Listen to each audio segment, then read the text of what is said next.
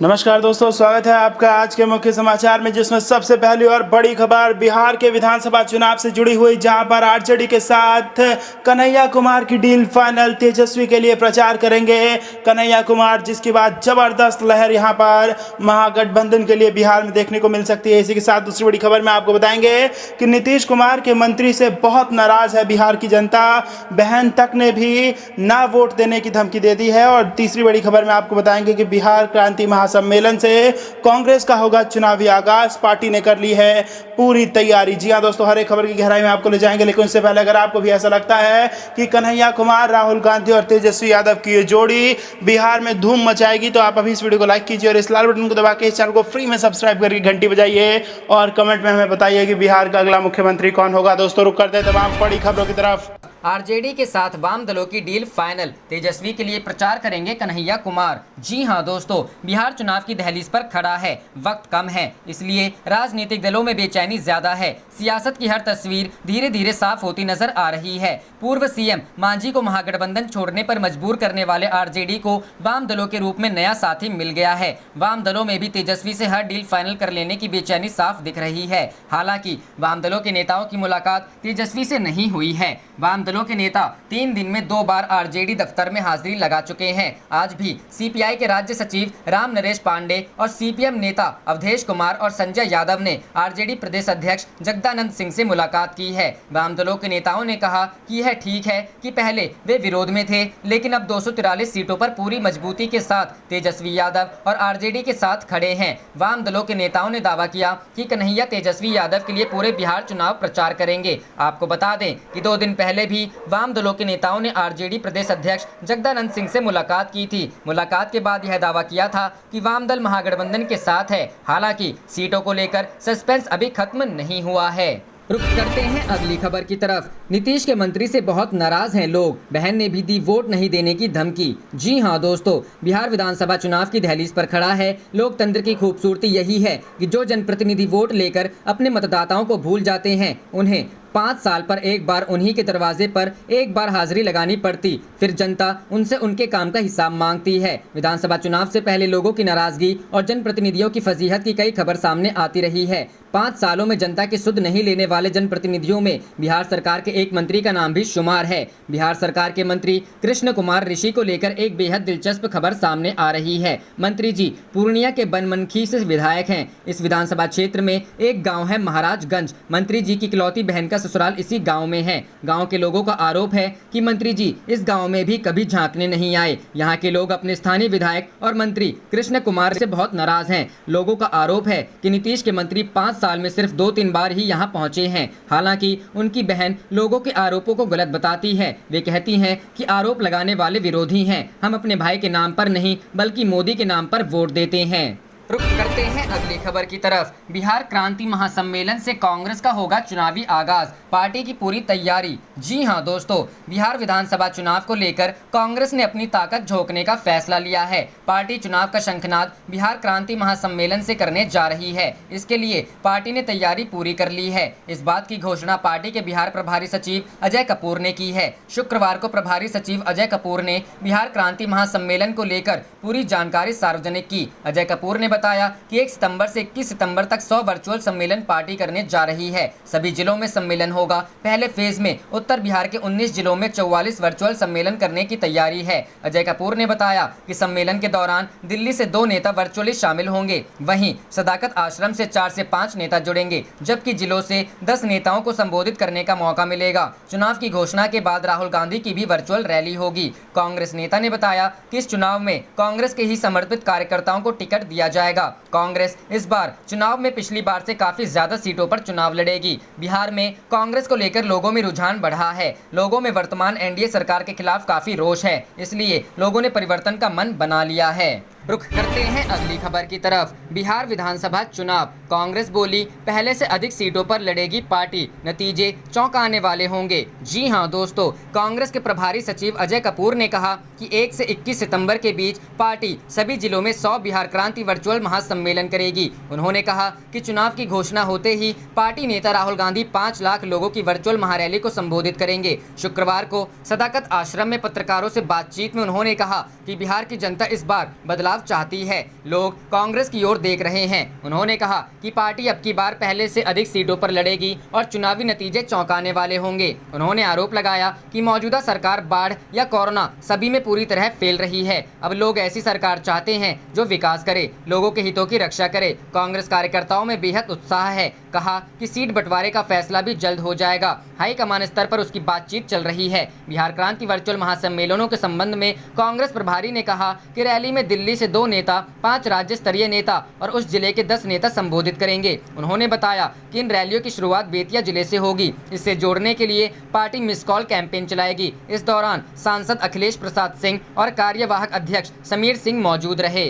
रुख करते हैं अगली खबर की तरफ। SC/ST कोटा के अंदर सब कोटा पर फैसले से बिहार चुनाव से पहले गर्मा सकती है राजनीति। जी हां दोस्तों, 5 साल पहले बिहार 2015 विधानसभा चुनाव का प्रचार अपने पूरे उफान पर था। बीजेपी मोदी लहर पर सवार थी और चुनावी फिजा NDA के पक्ष में नजर आ रही थी, जबकि विपक्षी खेमे में RJD और नीतीश कुमार एक साथ खड़े थे। चुनावी सरगर्मी के बीच RSS प्रमुख मोहन भागवत ने आरक्षण की समीक्षा को लेकर बयान दिया, जिसे लालू यादव ने फटाफट लपका और सियासी फिजा को बदल कर रख दिया था। RJD प्रमुख लालू यादव ने 2015 में आरक्षण खत्म कर दिए जाने का बिहार में ऐसा माहौल बनाया कि मोदी लहर काम नहीं आ सकी। अब एक बार विधानसभा चुनाव का माहौल गर्म है और राजनीतिक दलों ने चुनावी प्रचार शुरू कर दिया है। ऐसे में अनुसूचित जाति एवं जनजाति को विभिन्न उपजातियों में विभाजित कर आरक्षण के कोटे में उपकोटे की व्यवस्था करने के फैसले से बिहार चुनाव से पहले सियासत गर्मा सकती है।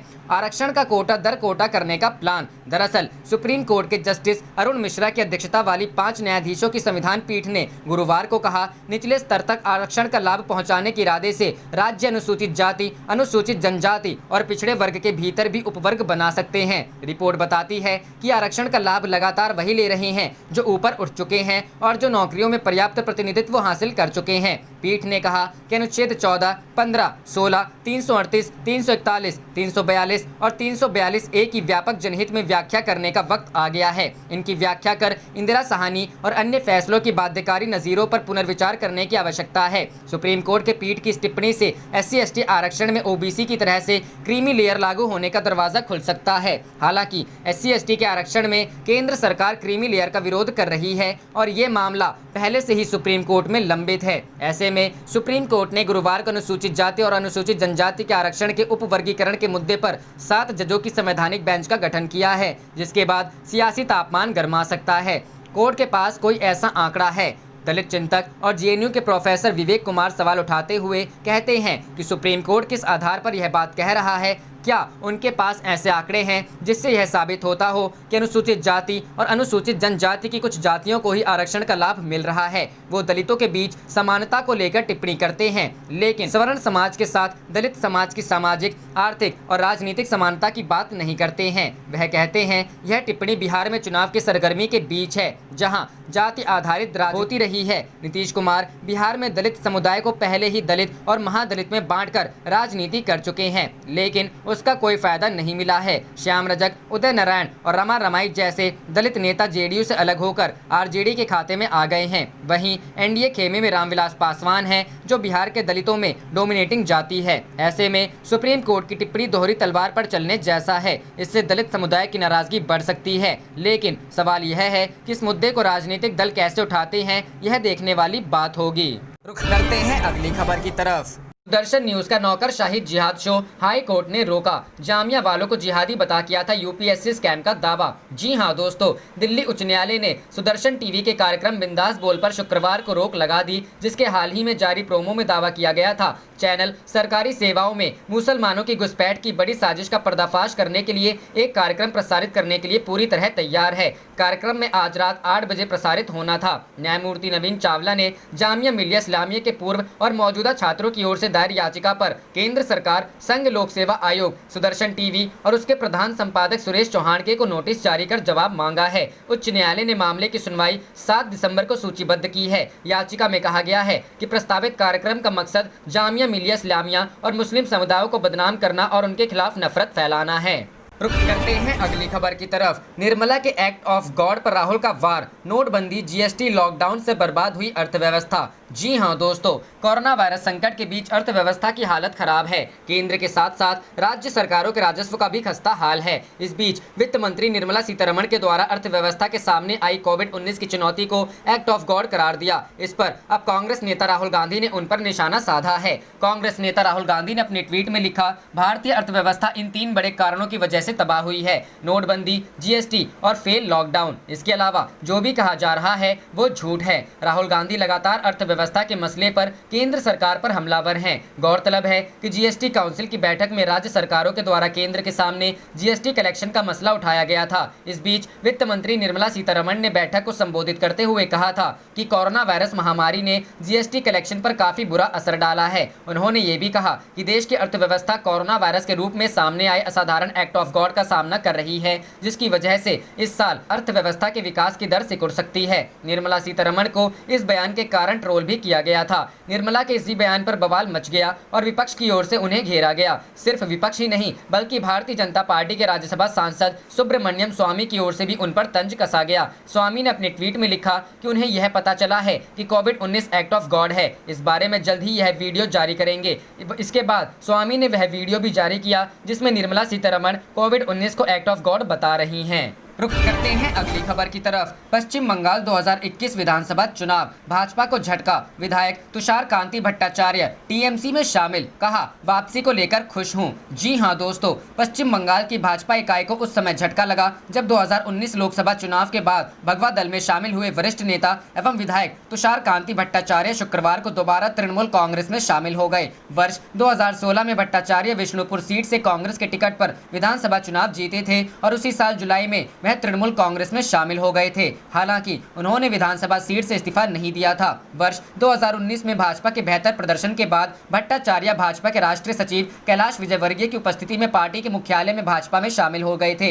हालांकि 1 साल के भीतर ही वह दोबारा तृणमूल कांग्रेस में शामिल हो गए हैं। बांकुड़ा जिले के विष्णुपुर में आयोजित कार्यक्रम में भट्टाचार्य ने कहा, मैं कुछ मुद्दों पर पार्टी से नाराज था जिन्हें अब सुलझा लिया गया है। मैं तृणमूल कांग्रेस में वापसी को लेकर खुश हूँ। पूर्व भाजपा नेता कृष्णाणु मित्र तृणमूल कांग्रेस में शामिल। केंद्र की भाजपा सरकार पर अपने वादों को पूरा नहीं करने और पश्चिम बंगाल के हितों की अनदेखी करने का आरोप लगाते हुए पूर्व पार्टी नेता कृष्णाणु मिश्रा सोमवार को यहां तृणमूल कांग्रेस में शामिल हो गए। कभी भाजपा की प्रदेश इकाई के प्रवक्ता रहे मिश्रा को एक कार्यक्रम में राज्य के शिक्षा मंत्री और तृणमूल महासचिव पार्थ चटर्जी ने पार्टी का झंडा प्रदान किया। इस मौके पर तृणमूल के कई वरिष्ठ नेता और पदाधिकारी मौजूद थे। चटर्जी ने कहा, आज कृष्णाणु मिश्रा हमारी पार्टी में शामिल हो रहे हैं। हम तृणमूल कांग्रेस परिवार में उनका स्वागत करते हैं। भाजपा के कुछ नेताओं से मतभेद होने के चलते 2017 में पार्टी छोड़ने वाले मिश्रा ने कहा, तृणमूल कांग्रेस पश्चिम बंगाल में एकमात्र ऐसी पार्टी है जो लड़ सकती है और बंगालियों के हितों की रक्षा कर सकती है। हमने पिछले 6 सालों में देखा कि कैसे केंद्र ने अपने एक भी चुनावी वादे को पूरा नहीं किया और कैसे बंगाल को वंचित रखने का प्रयास किया गया। करीब 2.5 दशक तक राष्ट्रीय स्वयंसेवक संघ से जुड़े रहने के बाद मिश्रा 2010 में भाजपा की प्रदेश इकाई में शामिल हो गए थे और उन्हें 2014 में मीडिया प्रभारी एवं प्रवक्ता बनाया गया था। उन्होंने 2016 में भाजपा की टिकट पर कमारहटी से विधानसभा चुनाव लड़ा था। रुख करते हैं अगली खबर की तरफ। लखनऊ में लाठीचार्ज के विरोध में सपा कार्यकर्ताओं ने किया प्रदर्शन, बोले माफी मांगे सरकार। जी हां दोस्तों, बृहस्पतिवार की सपा कार्यकर्ताओं पर उत्तर प्रदेश की राजधानी लखनऊ में लाठीचार्ज का मामला गर्माता जा रहा है। वाराणसी में सपा के कार्यकर्ता बीएचयू गेट पर स्थित मदन मोहन मालवीय की मूर्ति के पास सरकार के खिलाफ धरने पर बैठ गए। धरने की सूचना मिलने के बाद वाराणसी पुलिस मौके पर पहुंची। सपा कार्यकर्ताओं को धरने से उठाने के लिए पुलिस को काफी मशक्कत करनी पड़ी। बृहस्पतिवार को हुई घटना को लेकर राजधानी लखनऊ के साथ साथ पूरे प्रदेश में सपा कार्यकर्ताओं का हल्ला बोल आंदोलन जारी है। चाहे बीएचयू गेट हो या वाराणसी का जिला मुख्यालय, हर जगह सपा कार्यकर्ताओं ने प्रदर्शन किया। सपा कार्यकर्ताओं के प्रदर्शन को लेकर पुलिस भी मुस्तैद दिखी। प्रदर्शन के दौरान सपा कार्यकर्ताओं की तरफ से मांग रखी गई है कि जिस तरीके से लाठीचार्ज किया गया है इस पर सरकार सामने आकर माफी मांगे। उनका कहना है कि सरकार की तरफ से माफी नहीं मांगी जाती है तो सपा कार्यकर्ता बड़ा आंदोलन करेंगे। रुख करते हैं अगली खबर की तरफ। जेईई नीट परीक्षा बवाल पर बोली प्रियंका गांधी, छात्रों की भी बात सुनना जरूरी। जी हां दोस्तों, देश भर में फैली कोरोना महामारी के बीच नीट और जेईई की परीक्षा आयोजित कराए जाने को लेकर बड़े स्तर पर विरोध प्रदर्शन हो रहा है। विपक्षी दल लगातार केंद्र और सुप्रीम कोर्ट से परीक्षा को स्थगित किए जाने की मांग कर रहे हैं। इसी क्रम से कांग्रेस ने एक ऑनलाइन कैंपेन की शुरुआत शुरुआत की है। अब कांग्रेस महासचिव प्रियंका गांधी वाड्रा ने इसको लेकर ट्वीट किया है। प्रियंका गांधी ने लिखा, कोरोना के बढ़ते संक्रमण के माहौल में जेईई और नीट परीक्षा देने जाने वाले छात्र छात्राओं व उनके अभिभावकों की बात सुनना जरूरी है। ये बच्चे देश के भविष्य हैं। उन्होंने आगे कहा, छात्र छात्राओं की चिंताओं को संवेदना से देखना होगा, न कि हट और राजनीतिक दृष्टि से। इसके साथ कांग्रेस महासचिव ने hashtag speak up for student safety भी इस्तेमाल किया है। बता दें कि कांग्रेस ने मेडिकल और इंजीनियरिंग कॉलेजों में प्रवेश से संबंधित नीट और जेईई की परीक्षाएं कोरोना वायरस महामारी के बीच कराने के फैसले के विरोध में शुक्रवार को सोशल मीडिया में अभियान चलाया और पार्टी के पूर्व अध्यक्ष राहुल गांधी ने लोगों से छात्रों के लिए आवाज उठाने का आह्वान किया। पार्टी ने सोशल मीडिया में speak up for student safety hashtag से अभियान चलाने के साथ ही आज देश भर में केंद्र सरकार से जुड़े दफ्तरों के बाहर धरने का कार्यक्रम भी रखा है। राहुल गांधी ने ट्वीट किया, लाखों परेशान छात्रों के साथ अपनी आवाज जोड़िए, आइए सरकार से छात्रों की बात सुनने की मांग करें। कांग्रेस के कई वरिष्ठ नेताओं ने इस अभियान के तहत वीडियो जारी कर परीक्षाएं स्थगित करने की मांग की। वरिष्ठ नेता मोतीलाल वोरा ने कहा, कांग्रेस पार्टी छात्रों द्वारा जेईई और नीट की परीक्षा स्थगित करने की मांग का समर्थन करती है। असम और बिहार जैसे बाढ़ प्रभावित राज्यों के छात्रों को परेशानियां उठानी पड़ेंगी। कांग्रेस छात्रों के साथ खड़ी है। कांग्रेस के वरिष्ठ नेता मल्लिकार्जुन खड़गे ने कहा, भाजपा सरकार का मनमाना रवैया नीट और जेईई की परीक्षाओं में हिस्सा लेने वाले 25 लाख छात्रों के जीवन को खतरे में डाल रहा है। इस निर्णय के खिलाफ छात्रों के अभिभावक भी प्रदर्शन कर रहे हैं। भाजपा सरकार को अपने इस निर्णय पर पुनर्विचार करना चाहिए। गौरतलब है कि जेईई परीक्षा 1 से 6 सितंबर के बीच होगी, जबकि नीट परीक्षा 13 सितंबर को होने का कार्यक्रम है। रुख करते हैं अगली खबर की तरफ। बिहार विधानसभा चुनाव रद्द करने की याचिका को खारिज किया। कहा, कोरोना के चलते टाला नहीं जा सकता चुनाव। जी हां दोस्तों, बिहार विधानसभा चुनाव को कोरोना संक्रमण के चलते टालने की मांग को लेकर लगाई गई याचिका को सुप्रीम कोर्ट ने खारिज कर दिया है। शुक्रवार को इस मामले में सुनवाई हुई। कोर्ट ने कहा कि कोरोना के चलते एक राज्य के चुनाव को टाला नहीं जा सकता। चुनाव आयोग ने संक्रमण फैलने से रोकने के लिए किए जाने वाले इंतजाम का गाइडलाइन जारी किया है। बीमारी से बचाव के इंतजाम के साथ चुनाव हो सकते हैं। सुप्रीम कोर्ट ने कहा कि निर्वाचन आयोग को चुनाव कराने की आज़ादी है। कोर्ट चुनाव आयोग को निर्देश नहीं दे सकता। चुनाव रोकने के लिए लगाई गई याचिका का इरादा गलत है। मुजफ्फरपुर के अविनाश ठाकुर ने चुनाव रोकने के लिए याचिका दायर की थी। याचिकाकर्ता ने दलील दी कि कोरोना का संक्रमण फैला हुआ है, इसे देखते हुए चुनाव टाला जाए। सुप्रीम कोर्ट ने इस दलील को खारिज कर दिया। इससे पहले पटना हाईकोर्ट में भी बिहार चुनाव टालने की मांग से जुड़ी हुई 2 जनहित याचिकाएं दायर की गई थीं, लेकिन कोर्ट ने उन याचिकाओं पर संज्ञान नहीं लिया था। रुख करते हैं अगली खबर की तरफ। बिहार नीतीश कुमार सरकार पर बरसे तेजस्वी यादव। कहा, 15 साल में हुए 57 घोटाले। जी हां दोस्तों, विधानसभा चुनाव के मुहाने पर खड़े बिहार में राजनीति, बयानबाजी और आरोप प्रत्यारोप का सिलसिला अपने चरम पर है। इसी क्रम में बिहार विधानसभा में नेता प्रतिपक्ष तेजस्वी यादव ने एक बार राज्य के नीतीश कुमार सरकार पर निशाना साधा है। तेजस्वी यादव ने ट्वीट के जरिए बिहार की एनडीए सरकार पर बाढ़, बेरोजगारी, कोरोना संक्रमण, गरीबी, गंदगी और भ्रष्टाचार के मसले पर निशाना साधा है। आरजेडी नेता तेजस्वी यादव ने ट्वीट कर लिखा, बिहार में 16 जिलों के 84 लाख लोग बाढ़ से सीधे प्रभावित, 40 लाख प्रवासी कामगार, बेरोजगार लाखों लोग कोरोना संक्रमित। सबसे अधिक बेरोजगारी बिहार में, सबसे ज़्यादा गंदे शहर बिहार के, सबसे ज़्यादा गरीबी बिहार में, 15 वर्ष में हज़ारों करोड़ के सत्यापित सबसे अधिक 57 घोटाले बिहार में। बता दें कि बिहार के 16 जिले इस समय बाढ़ से बुरी तरह प्रभावित हैं और इस कारण करीब 84 लाख लोगों का जीवन यापन कठिन हो गया है। वहीं कोरोना के अब तक बिहार में 1,28,850 मामले आ चुके हैं। हालांकि राहत की बात यह है कि राज्य में रिकवरी दर 85% से अधिक है और सिर्फ 18,491 एक्टिव मरीज हैं। वहीं चुनाव को लेकर तेजस्वी यादव लगातार नीतीश सरकार पर हमलावर हैं। तेजस्वी यादव का आरोप है कि बिहार में कोरोना और बाढ़ से स्थिति बिगड़ रही है, गरीबी और बेरोजगारी से युवा परेशान हैं, लेकिन सरकार को सिर्फ चुनाव और सत्ता की चिंता है। रुख करते हैं अगली खबर की तरफ। बिहार में सियासी उठापटक की संभावना, नीतीश सरकार से समर्थन वापस ले सकती है लोजपा। जी हां दोस्तों, लोक जनशक्ति पार्टी ने शुक्रवार को बिहार में नीतीश कुमार के नेतृत्व वाली एनडीए सरकार से अपना समर्थन वापस लेने के संकेत दिए। पार्टी सूत्रों का कहना है कि पार्टी ने यह निर्णय वरिष्ठ जेडीयू नेता लल्लन सिंह पर प्रधानमंत्री नरेंद्र मोदी का अपमान करने का आरोप लगाने के बाद लिया है। हालांकि यह समर्थन वापसी महज सांकेतिक मानी जा सकती है, क्योंकि 243 सदस्यों की बिहार विधानसभा में लोजपा के महज 2 विधायक हैं। लोजपा अध्यक्ष चिराग पासवान ने गुरुवार को भाजपा अध्यक्ष जेपी नड्डा से मुलाकात की थी। सूत्रों का कहना है कि इस दौरान दोनों नेताओं के विभिन्न मुद्दों पर चर्चा के दौरान चिराग ने बिहार में मुख्यमंत्री नीतीश कुमार की तरफ से उनके दल को खास तवज्जो नहीं दिए जाने का मुद्दा भी उठाया था।